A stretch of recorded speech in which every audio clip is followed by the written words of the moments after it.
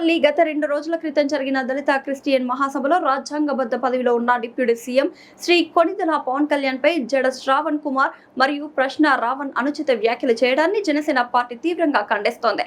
ఈ నేపథ్యంలో ఈ రోజు జనసేన నాయకులు Cheepurupalli police station house officer ఫిర్యాదు అందజేశారు. ఈ సందర్భంగా జనసేన నాయకులు మాట్లాడుతూ రాజకీయ విమర్శలు చేసే హక్కు అందరికీ ఉంది, కానీ మతం పేరిట కులం పేరిట సభలు నిర్వహించి ఆ వేదికను రాజకీయ దుష్ప్రచారానికి వాడుకోవడం సిగ్గుచేటు.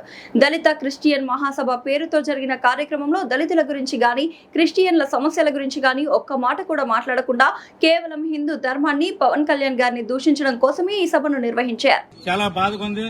ఎందుకంటే హిందువుల మనోభావాలే దెబ్బతీసినట్టు, అలాగే పవన్ కళ్యాణ్ గారిని నీచంగా మాట్లాడడం, ఏ పడితే మాట్లాడి అయిపోదామని వీళ్ళు ఏదైతే కుల మతాలకి తగులు పెడదామని చూశారో దాని మీద ప్రజలందరూ కూడా ఆందోళనగా దిగుతున్నారు. ఎందుకంటే ఈ రోజు అందరం కలిసికట్టుగా ఉన్నాం. ఈ రోజు మతము కులమని రెచ్చగొట్టి విద్వేషాలు రేపడాకే మీటింగ్ పెట్టినట్టు ఉంది. కానీ ఒక దళిత క్రైస్తవు అంటే ఒక దళితుడే క్రైస్తవులు ఉండరు.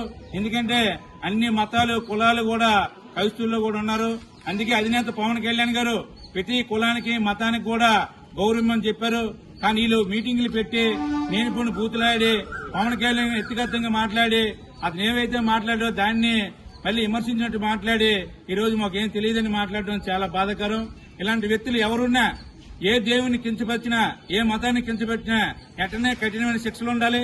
దీనికి మేము వ్యతిరేకిస్తాం. ఎందుకంటే దేవుడు లేకపోతే మనిషి లేడు. ఆ దేవుణ్ణి కూడా నీచంగా మాట్లాడటం చాలా తప్పు.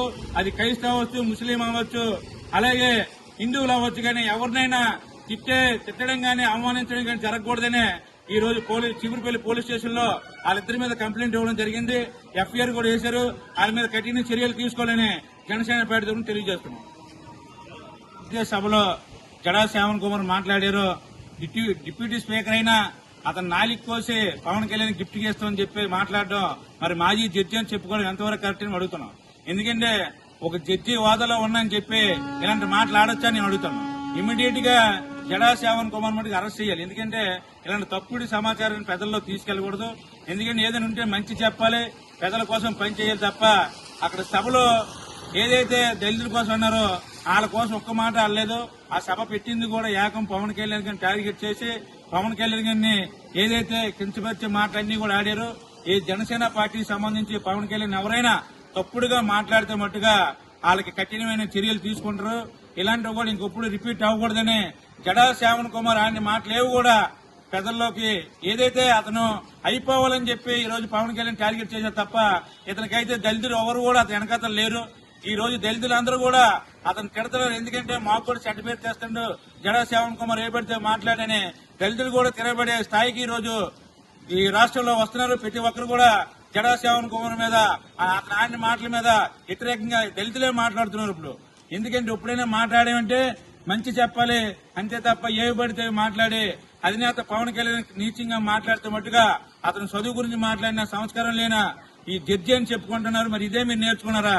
మరి తప్పుడు కేసులు మీరు ఎన్ని వాదించారు అన్ని కూడా బయటకు తీసి నేను ఎట్టి పరిస్థితుల్లో కూడా జైలు పంపించే కార్యక్రమం అయితే జనసేన పార్టీ చేస్తుంది.